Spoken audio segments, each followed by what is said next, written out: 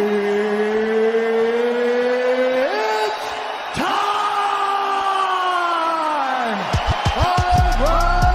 the undisputed UFC.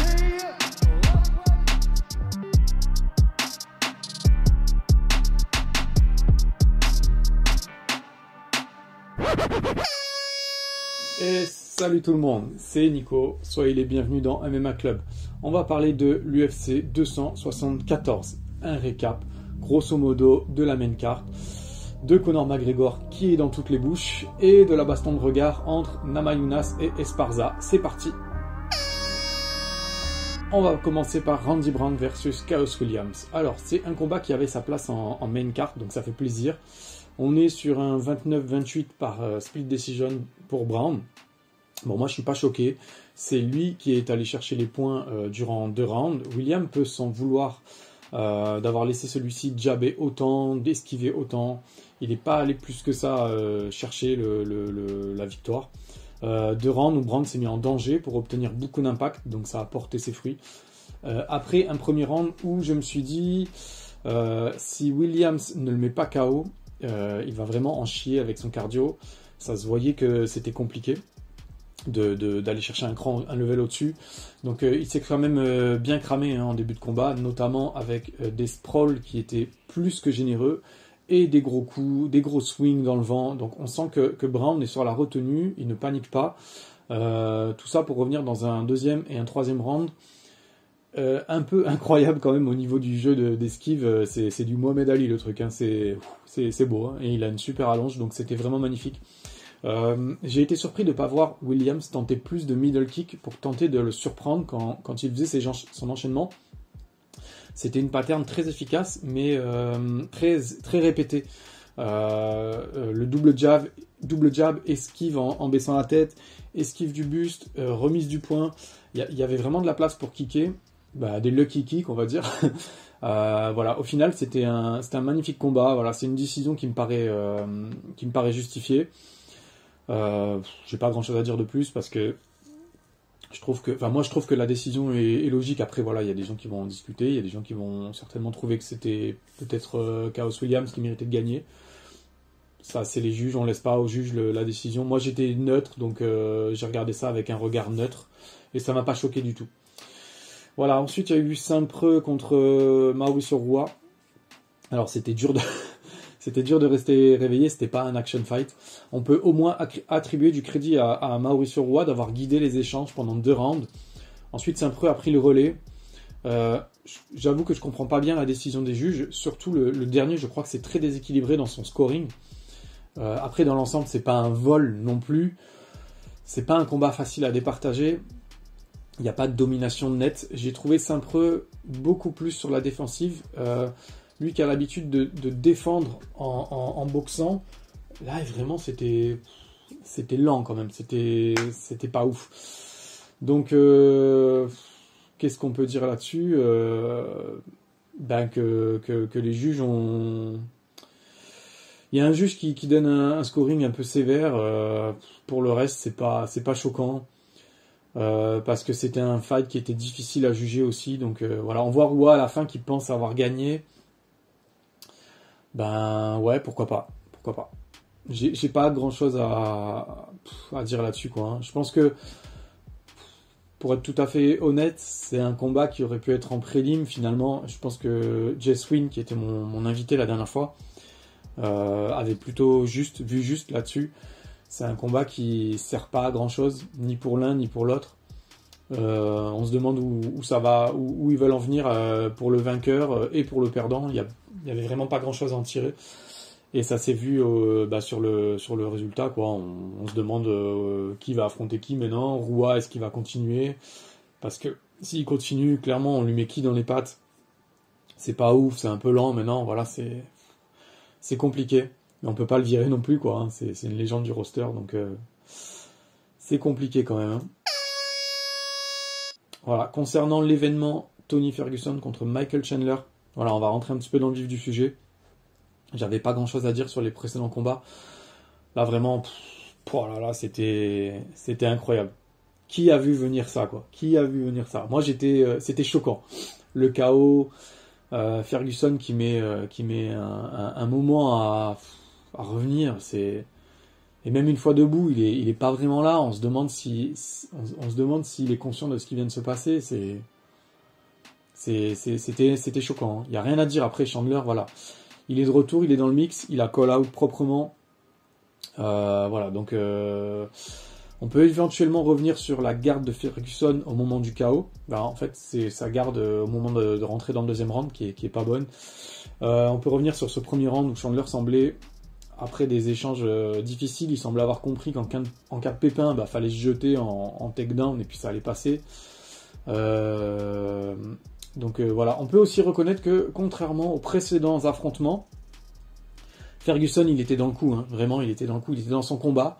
C'est un KO qui n'est pas arrivé à la suite d'une longue destruction de la part de Chandler. C'est un coup un coup de génie au bon moment. Il a observé le langage corporel de Ferguson et il s'est rendu compte que ce coup-là était parfait à ce moment précis, quoi. Donc pourquoi pas, tu vois, ça c'était parfait. Si on revient dans le premier round, on note deux choses.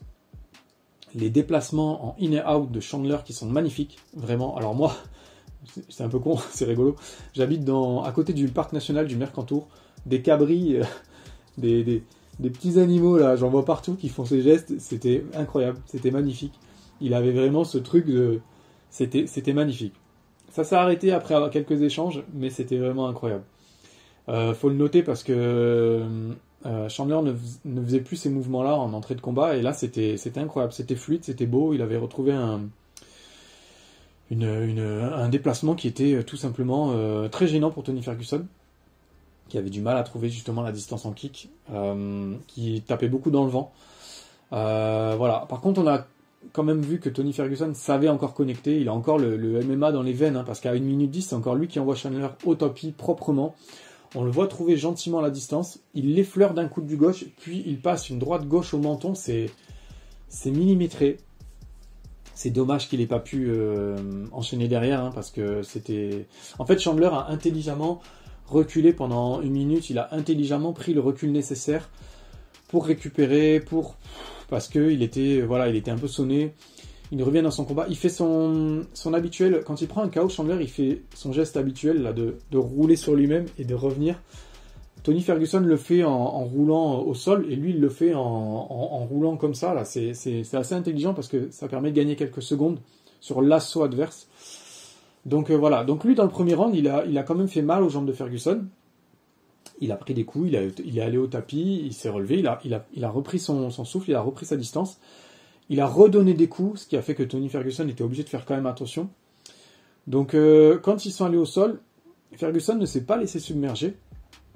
Il a pris des coups, il a saigné, mais ça a permis aussi à Chandler de mieux revenir dans son round, de récupérer surtout de ce qui venait d'être infligé. Mais c'était pas non plus une destruction, c'était pas un takedown qui a amené un ground and pound de destruction. Ferguson est resté dans le coup. Donc à ce moment-là, quand le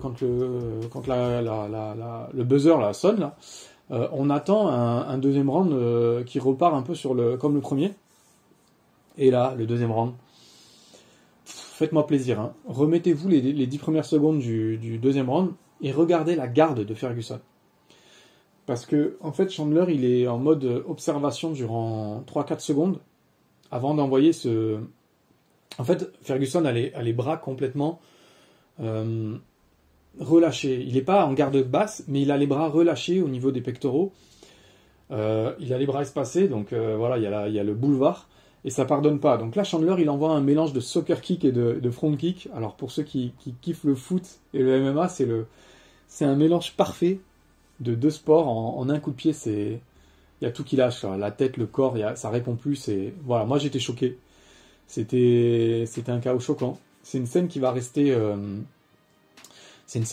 gravée dans nos mémoires à vie, hein. C'est sûr que pour un fan de MMA, c'est violent, c'est inattendu, ça fait beaucoup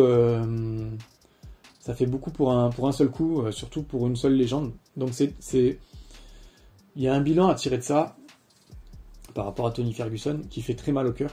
C'est dur de reconnaître qu'aujourd'hui Tony Ferguson n'est peut-être plus adapté à 100% au MMA moderne. Donc on l'avait déjà remarqué, hein, j'invente rien. Malgré qu'il ait été dans son combat jusqu'au KO, c'est compliqué pour les fans de Tony Ferguson parce que quand on aime Tony Ferguson, c'est pas pareil que quand on aime quelqu'un d'autre. On aime sa folie, on aime qu'il soit imprévisible, on aime qu'il aime la vision du sang. Dès qu'il voit du sang, il peut plus s'arrêter. Et là, on est en train de réaliser que tout ça, on l'aura peut-être plus, quoi.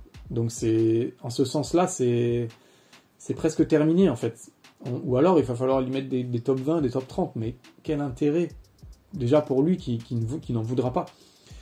Moi, voir un autre Tony Ferguson, ça m'intéresse pas. Parce que quand vous aimez quelqu'un, on apprécie des changements, des petites évolutions, des step-up dans son jeu, dans ses skills. Mais T-Ferg, il a toujours fait du T-Ferg. Et depuis le TUF, moi je suis tombé fan de ce type.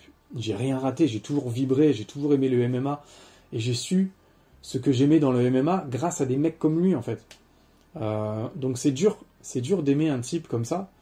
Parce qu'on sait pas où il va nous amener à partir de maintenant. Et je pense que tous les fans de Tony Ferguson, comme moi là, ils ont peut-être pas les mots pour décrire que on est content d'avoir vu un KO magnifique, on est content pour Chandler, mais on est ultra choqué de se dire que c'est un peu un au revoir. Là, il a claqué une porte sur une carrière, en fait, Chandler. Et ça fait mal, en fait. La vision du truc fait vraiment mal au cœur. Quand on nous parle d'amour du MMA, on parle de passion, on parle d'admiration, et on en fait un petit peu des exemples de motivation au quotidien. C'est vers ces personnes-là qu'on va chercher des sources de motivation, des sources d'entrain. Et là, on se rend compte en fait que dans la vie privée, dans la vie sentimentale de ce genre de mec, ça doit être un sacré bordel dans sa vie, en fait. Parce que quand on voit ce qui est inspirant chez lui dans le MMA, doit être destructeur dans sa vie à lui. Donc c'est compliqué, c'est beaucoup de respect pour Ferguson. J'espère qu'il va prendre les bonnes décisions. En tout cas, félicitations à Chandler, hein, vraiment. Cette victoire, il la mérite. Bravo à lui, il y a rien à dire. C'est un coup de génie, en fait, ce qui s'est passé. C'est un coup de génie, c'est comme quand Silva est rentré dans la tête de Belfort, quoi. Il lui a traversé la tronche avec son pied. C'est pareil, quoi. C'est le même impact. Il y a une espèce de vibration corporelle qui... Waouh, Voilà, pour Tony Ferguson, c'est compliqué. En tout cas, pour Chandler, ça a call-out sévère. Conor McGregor a répondu en le félicitant et en acceptant un affrontement. Donc ça promet, si ça se concrétise, ça promet un beau combat, si ça a lieu. Le problème, c'est qu'avec Conor, c'est qu'il pense qu'il a le temps d'affronter Diaz, Usman, Chandler, Oliveira. Il a le temps de retourner en boxe anglaise, il a le temps d'aller à la WWE, il a le temps d'aller, il a le temps de faire chier la femme de Poirier, et il a le temps d'aller sur le port de Cannes faire la fête. Voilà, ça fait 8 choses que Conor doit essayer de faire en 3-4 ans maximum. Donc c'est compliqué. Ça pourrait être fun, hein, vraiment. Chandler-McGregor, moi, ça me... Avec la dynamique de Chandler qui s'est réinversée, ça me botte. Ça me botte fort. En plus, Conor, qui ne mérite pas de title shot, ça serait un peu plus juste, du coup, qu'il laisse sa place et qu'il passe par la case demi-finale, en fait. Ça serait aussi pour l'UFC une manière de faire les choses équitablement vis-à-vis des autres combattants qui sont plus méritants au title shot. Donc, ou au title shot, ou tout simplement, que ce soit Usman ou Oliveira, pas forcément Oliveira. Mais ça serait une manière, de rendre les choses plus équitables par rapport à certains combattants qui sont plus méritants. Voilà, quoi qu'il en soit, il a l'art et la manière de tourner l'attention vers lui quand il n'est pas dans l'actualité au bon moment, quoi. Avec un tweet, à chaque fois il nous l'a fait, quoi. À chaque fois, il n'est pas dans l'actualité et il s'approprie un événement en faisant soit une connerie avant l'événement ou après, soit en tweetant, en call-out le mec de la soirée, entre guillemets. Donc là, c'est pas... si, il y a un peu de Oliveira aussi, mais c'est surtout Chandler. Et je trouve que c'est plutôt pertinent comme call-out. Voilà. Pour Tony Ferguson, est-ce qu'il doit arrêter ? Est-ce qu'il doit prendre un hors top 10 pour au moins essayer de finir sur du vert à l'UFC ? Alors, moi, j'avoue que Quand on voit un KO comme ça, on n'a pas envie de revoir une de ses idoles. Voilà, ça commence à faire beaucoup, quoi. Par contre, j'ai envie de le voir finir sur du vert à l'UFC. Parce que tout n'est pas à mettre à la poubelle, en fait, dans ce que j'ai vu ce soir. Il y a beaucoup de choses qui étaient avant le KO, qui étaient belles. En fait, on en parlait avec Jess Wynn. On disait, ce qui va se passer après, ça dépend aussi de la manière dont il a perdu. Alors oui, c'est un KO brutal, et ça fait vraiment mal au cœur, mais on a vu des belles choses. Il s'est pas fait rouler dessus, comme par exemple contre Gaethje, où là, vraiment, on s'est dit, mais arrêtez le massacre, vas-y, prends 2 ans, repose-toi, parce que là, vraiment, on ne veut plus voir ça. Là, moi, j'ai vu des belles choses avant, donc arrêter là-dessus, ça me ferait mal. J'aurais du mal à faire mon deuil d'une fin de carrière pour Ferguson sur quelque chose comme ça. J'aimerais le voir finir sur du vert. Tout comme j'aimerais voir Cerrone finir sur du vert. Voilà, c'est un peu le même délire. Bon, je suis moins fan de Cerrone, mais quand même, c'est compliqué de les voir arrêter là-dessus, quoi. D'ailleurs, clin d'œil à lui, parce qu'il n'a pas pu combattre. Il tenait à combattre devant son fils, Cerrone, il n'a pas pu. C'est pareil, c'est des trucs qui déchirent un peu. C'est un événement qui fait mal au cœur, quand même. Voilà, on passe à Namajunas contre Esparza. Donc voilà, j'ai pas eu les bons pronos, hein, vraiment toute la soirée, j'ai foiré. Hein, c'est 0, 0, 0, 0. J'ai rien branlé. Au niveau prono, là, j'ai tout foiré. Par contre, s'il y a bien un truc que j'avais anticipé, c'est la purge Esparza contre Rose Namajunas. Voilà, donc imaginez une main card Esparza contre Namajunas et en main event Ryan Bader contre Cheick Kongo. Et là, c'est le double non-banger. Voilà, donc pour revenir à ce combat, pour être plus sérieux, c'est très difficile de scorer les rounds 1 et 2 si on se base sur quelque chose. À la limite, c'est les déplacements et le cage control de Rose. Bon, pas ouf. Il y a eu quelques touches, 5 ou 6 pour Rose, un takedown de Carla dans le 3e. Voilà, il y a la team impact des coups et il y a la team takedown qui vont encore débattre. C'est compliqué, hein. Round 4, on a 2 takedowns pour Esparza, avec à chaque fois Namajunas qui s'en sort proprement 2 fois en sortie, et il y a les coups qui passent. Donc, est-ce que ça annule le scoring takedown? Je ne sais pas. Rien de fou, encore une fois. Hein. Donc moi, je donne quand même celui-là pour Esparza. Donc, si je m'en tiens à ça, ça fait un round partout, en fait, dans ma tête, à ce moment-là. Il y a un 5e round qui, comme le premier et le deuxième, on note le contrôle de la cage de Rose, mais c'est pas fou, quoi. Il n'y a rien, en fait. J'ai l'impression qu'elle se dit, je suis la championne, donc si on est en scoring plus ou moins similaire, c'est moi qui gagne, quoi. J'ai l'impression qu'en striking, c'est même limite Esparza qui démarre fort, alors qu'elle n'avait jamais trouvé la distance. Elle n'arrêtait pas de taper, de jabber dans le vent. Et c'était en plus un peu, je vais pas dire ridicule, parce que je me permettrai pas, mais ça passait jamais, quoi, vraiment. Alors, en fin de combat, Rose envoie le takedown, elle-même, c'est plutôt drôle, parce que c'est Esparza qui boxe dans le 5e round, et c'est Rose qui sécurise avec un takedown devant les juges avant de finir. Moi, je trouve que c'est un peu... j'ai trouvé cette action un petit peu comme quand on fait un espèce de barou d'honneur, du genre, j'ai perdu, mais si je fais ce takedown-là, ça va rééquilibrer. C'est très... à ce moment-là, j'ai une double sensation, quoi. C'est-à-dire que je me dis, lève pas les poings parce que t'as peut-être pas gagné, ma cocotte. Et au final, c'est quand même un combat où il faut sacrément y aller pour trouver de quoi parler. Donc, je vais pas mentir, j'ai eu plusieurs fois envie de dormir. Je cherchais des petits trucs pour scorer, et c'était pas facile. J'ai pas l'œil d'un juge, j'ai pas l'œil d'un combattant aguerri. Donc peut-être qu'il y a des spécialistes qui vont dire non, mais c'est évident, Rose elle s'est fait voler, ou c'est évident, Esparza elle le mérite. Moi je vais être tout à fait honnête, et je vais pas faire genre le mec qui avait ce scoring parce que c'est ce qui est arrivé, mais juste quelques minutes avant le scorecard, c'est-à-dire quand ça s'est arrêté jusqu'au moment où ils ont déclaré le vainqueur, j'étais devant pour Esparza. Je donnais la victoire à Esparza, pas à contre-cœur, parce que j'en ai rien à foutre et de l'une et de l'autre, je m'en fous complètement.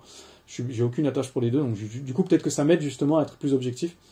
Par contre, j'ai l'impression qu'un des juges je reconnais qu'il y a un des juges qui me semble avoir un peu vrillé sur le scorecard. J'ai entendu un 29-27, je suis pas sûr, hein, mais j'avais le son tout bas, j'ai pas envie de me le retaper. Mais en tout cas, je crois qu'il y a un des juges qui a un peu vrillé. Au final, c'est encore un prono perdu, mais je trouve par contre que c'est logique. Donc ça aurait pu être Rose, je sais pas, vraiment, grâce à sa boxe, ça aurait pu être elle qui passe. Moi je trouvais que c'était pas assez, ça a payé cash. Donc bravo à Carla Esparza pour avoir tenté des choses. Bravo à elle, je trouve que quand on tente, on est récompensé. C'était pas spectaculaire, c'était pas foufou, mais on peut pas lui enlever ça. On peut pas lui enlever d'avoir, pendant 2-3 rounds, d'avoir tenté. Elle a fait des amenées au sol, ça a marché. Voilà, on peut en débattre encore des semaines, hein, mais ça sert à rien, c'est passé, maintenant c'est comme ça. Je pense que Namajunas s'en veut plus à elle qu'elle en veut au juge. Et je pense que pendant le débrief, s'il y a une revanche, elle abordera le combat différemment, parce qu'il n'y a pas eu de head kick, il y a eu plein de choses, il a manqué de plein de choses. Donc voilà. Voilà. Il y a du marteau-piqueur derrière moi. C'est un peu chiant. Malheureusement, j'ai pas le choix.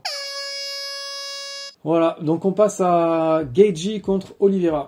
Alors c'est marrant, j'ai noté un truc qui est complètement hors sujet, c'est que si Ronnie avait combattu, il y aurait eu 3 mecs avec leur nom tatoué sur le dos. Voilà, Jean-Michel analyse. Bref, je crois qu'il va falloir revoir ce combat au moins 3 fois pour en parler avec pertinence. Il y a eu trop de choses en trop peu de temps. C'est très dur pour le cerveau d'analyser ce combat en l'ayant vu qu'une fois. Donc là, je l'ai revu une deuxième fois. Il est 11h. Je me suis refait un petit revisionnage du combat de Ferguson Chandler et un combat de Gaethje Oliveira. Je me suis pas refait Esparza Namajunas. Je suis pas assez sadomaso pour ça. Bref, donc à chaud, il y a un truc qui m'avait choqué sur le coup tout de suite, c'est la tête de Gaethje en permanence, soit dans la garde, soit au niveau des genoux de Oliveira. Et vraiment, j'ai pensé qu'il allait s'en prendre un gros. Donc il en a pris 2-3 gros, mais j'ai pensé qu'il allait s'en prendre un qui allait le coucher. Vraiment. J'ai aussi cru que Oliveira allait prendre un 3e KO. Dans le premier round, ça aurait fait beaucoup, je pense 3. Mais je pense qu'en vrai, il en a pris qu'un. Et je vais développer ça un peu plus tard. Parce qu'il est tombé 2 fois, mais je pense qu'il n'y a eu qu'un KO. Donc quand il tombe, finalement, s'il n'est pas attaqué, il prend le temps de récupérer et surtout il reste vraiment calme, il ne panique pas avec son stress, il ne se bouffe pas l'énergie, il reste lucide, il régénère et c'est cool. On le voit que c'est cool, on le voit qu'il est là, il est présent. Ce qui m'ennuie avec Oliveira, c'est que c'est encore la même recette, c'est toujours le même game plan. Il se fait très très mal pour réussir à atteindre l'objectif principal. Donc il a pris 2 beaux KO, donc un beau KO. Combien de fois il va réussir à réitérer l'exploit ou plutôt la performance, c'est assez incroyable, hein, mais putain, j'aimerais pas être un membre de sa famille parce que je serais très très inquiet pour lui, pour sa santé. Vraiment, il prend trop de coups, quoi. Donc combien de fois son menton et son cerveau vont accepter les chocs. En fait, quand ça va lâcher, ce sera pas lui, ce sera son cerveau qui va lâcher, quoi. Donc je loue la performance, hein, et aussi je salue son courage, son mental. Mais je suis très très inquiet, voilà. Donc il esquive jamais, hein, quasiment. Il n'a pas beaucoup de mouvements de tête, il n'a pas beaucoup de mouvements d'épaule à ce niveau-là. Quand il envoie les épaules, c'est pour parpiner. Voilà, il est champion dans une des catégories avec ses qualités et ses défauts, dans une des catégories les plus folles, avec un taux de action fighter, mais sûrement les plus élevés, toutes catégories confondues. Ça, on pourrait essayer de faire une espèce de discussion sur ça, sur le nombre de fous, de tarés qu'il y a dans les catégories. Je crois que celle-là, c'est la plus élevée, quoi. Donc pour résumer ça, Oliveira a vraiment heurté Gaethje dès le premier coup de poing. Ensuite, le genou dans les côtes, vicieux, destructeur. Il a des yeux partout, ça par contre c'est incroyable, il a une vision du game, il est Ken survivant, quoi. Il vise les points vitaux, mais alors aveuglément, c'est magique. Vraiment, c'est incroyable. Donc sur une deuxième phase, on voit qu'ils se touchent mutuellement, salement, et c'est Oliveira qui va au sol. Et là, il y a KO. La deuxième fois où Oliveira va au sol, dans la foulée d'ailleurs, il n'est pas KO. Je pense qu'il n'est pas KO. Je pense qu'il y va pour récupérer très intelligemment, parce qu'il est touché, mais il n'est pas KO. Il réitère la scène du premier KO pour récupérer. Et il sait que Gaethje ne va pas le suivre, il sait que l'arbitre va lui demander de se relever, mais il gagne de précieuses secondes. Donc voilà, c'est la grosse différence avec lui d'ailleurs, c'est que quand lui mettra Gaethje KO, il s'empressera d'augmenter la pression en l'accompagnant au sol. Il ne lui laissera pas une seule seconde de répit. Mais avant d'en arriver au KO de Oliveira, vous voyez que Gaethje est très gêné par le volume de coups portés à la tête, en fait, à ce niveau-là. Il le chasse constamment sur la droite, donc sur la jambe d'appui d'Oliveira. Donc ça lui évite de prendre un kick, mais c'est vraiment chaud, parce qu'il mange quand même quelques genoux. Donc même si Oliveira n'a pas le temps de déclencher un kick sur sa jambe avant, il envoie quand même des genoux qui touchent. Voilà, ça ne le met pas KO, mais Gaethje ne sait pas où mettre sa tête. Et si vous revoyez cette partie entre le premier KO, entre le deuxième en fait jusqu'à la soumission, vous verrez que Gaethje il ne fait que chasser, surtout sur sa droite, et c'est très très très compliqué. Il ne sait pas où mettre sa tête. Au moins il a le mérite de ne pas rester aligné, quoi. Mais ça sentait pas bon en fait. Cette attitude, ce langage corporel ne sentait pas bon du tout. Donc là, ça c'est un point pour le champion, c'est son volume et sa diversité. C'est terrifiant. Il a un volume qui est partout en fait. Il est de là à là à là à là. Il est partout. C'est terrifiant. Donc pour l'instant il n'y a pas la solution. On a vu Poirier, Chandler, Gaethje, personne n'a la solution. Au Oliveira 4.0 maintenant, il a quadruple carrière le mec, quoi. Donc jusqu'au KO, il ne fait que avancer. J'ai l'impression qu'il utilise presque la même sauce que Khabib avait fait avec Gaethje, notamment même à un moment il passe un front kick sale, vraiment il le touche. Donc il utilise un peu le même, pas les mêmes mouvements, mais il a l'attitude champion, quoi. Il ne fait qu'avancer vers lui, un peu comme l'avait fait donc Khabib avec Gaethje jusqu'au KO. Ou jusqu'à la soumission, pardon, où effectivement, lui n'hésite pas à se ruer sur lui, il n'hésite pas à lui prendre le dos, il s'assoit, c'est bon, les coups, il ne lâche rien, quoi. Et jusqu'à la foulée, il lui passe le rear neck choke, pardon. Voilà, donc c'est magistral, on voit Gaethje, il tape, il est là, fuck, il est deg, il avait tout pour gagner, vraiment il était...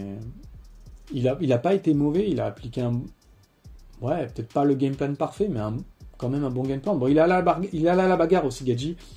Il a pas boxé toujours très intelligemment, mais c'est Oliveira qui provoque ça, en fait. Il a cette façon constante de pousser les gens à sortir de leur jeu, quoi.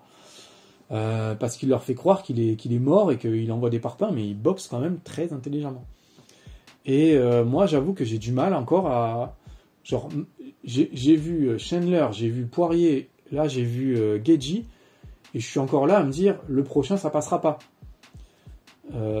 C'est-à-dire que j'ai des gars qui m'ont envoyé des messages privés, Amine m'a envoyé son petit message privé habituel, en me disant, ouais, Oliveira, t'as vu, machin, quand est-ce qu'on va lui donner le respect et tout.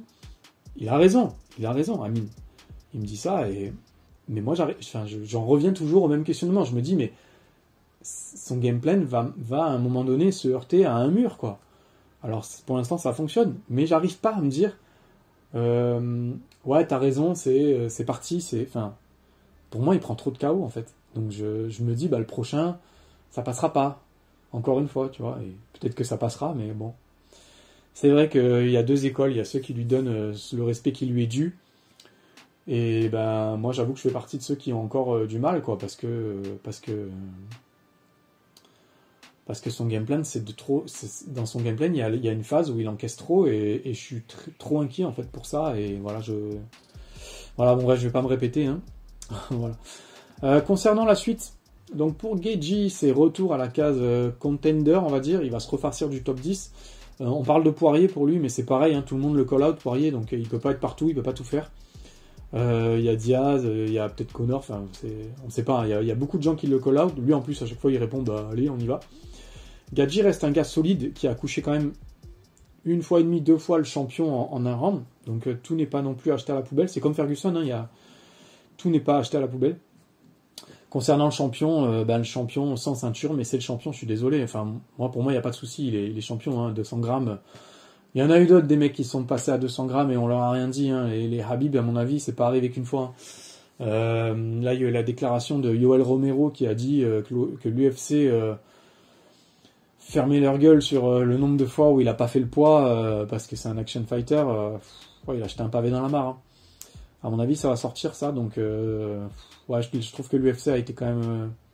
Après, je sais pas si c'est l'UFC ou si c'est au-dessus, Ils ont été quand même sacrément sévères. En plus, il y a une histoire d'heure sur la pesée, il y a une histoire de balance qui est pas la même, il y a une histoire de 20 combattants sur 28 qui, après ça, on sait pas si c'est réellement vrai ou pas, je sais pas, mais en tout cas, ouais, c'est pas cool, c'est pas clair et c'est pas cool. Oui, si c'est un champion de fight, oui, il faut que ce soit au gramme près. Mais est-ce qu'il n'y a pas eu avant des champions de fight où on a fermé les yeux, hein? Je crois que si. Je crois que quand ça nous arrange, de passation de ceinture, hein, on essaye de... Voilà, parce qu'il y a Makhachev qui pousse derrière, parce qu'il y a d'autres trucs. Je sais pas quoi en penser, j'ai pas un avis sur tout. Tout ce que je sais, c'est que c'est pas cool pour Oliveira, mais il a l'air d'avoir pris ça plutôt bien. Il a l'air de s'être remis de son cutting. Gaethje aurait peut-être pas dû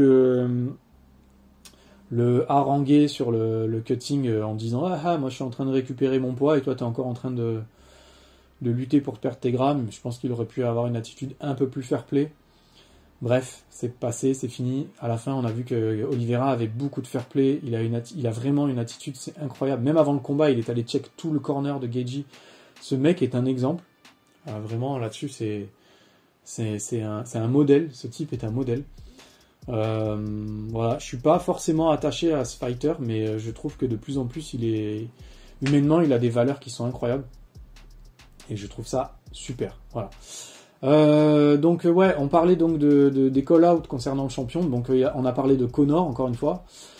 Pourquoi pas, hein, si celui-ci prouve qu'il peut être partout à la fois, comme je disais tout à l'heure. Hein, lui, il est à gauche, à droite, il est partout, il veut être partout, il veut toute la place. Moi perso, je vois pas pourquoi Conor aurait le droit d'avoir le title shot avant certains qui sont sur des dynamiques de victoire. On en revient à Islam Makhachev, qui pousse et qui mérite, hein, il mérite tout autant en vue de la dynamique. Bon, moi-même, je maintiens qu'il faut passer par une autre case avant d'avoir la case title shot. Il y a plus personne, c'est ça aussi le problème, donc il va bien falloir lui mettre quelqu'un, Oliveira. Il a fait le taf, respect. Voilà, donc je crois que j'ai fait le tour. Ce podcast récap UFC 274 est terminé. Je vous souhaite une excellente journée, un bon dimanche. N'oubliez pas d'aller balancer les 5 étoiles sur Spotify et Apple Podcast. Le pouce en l'air sur YouTube, pas celui-là, s'il vous plaît. Voilà, prenez soin de vous, on se retrouve très vite puisque Ares arrive à grande vitesse. C'est le 20 mai, donc il y aura peut-être un petit truc quelques jours avant. On va aussi essayer, je dis bien essayer parce que ça c'est un peu costaud, d'organiser un talk avec du beau monde sur le foot contre le MMA, façon de parler, voilà, fair play, tranquille, avec un beau plateau. Et en attendant, comme toujours, je vous fais des gros bisous.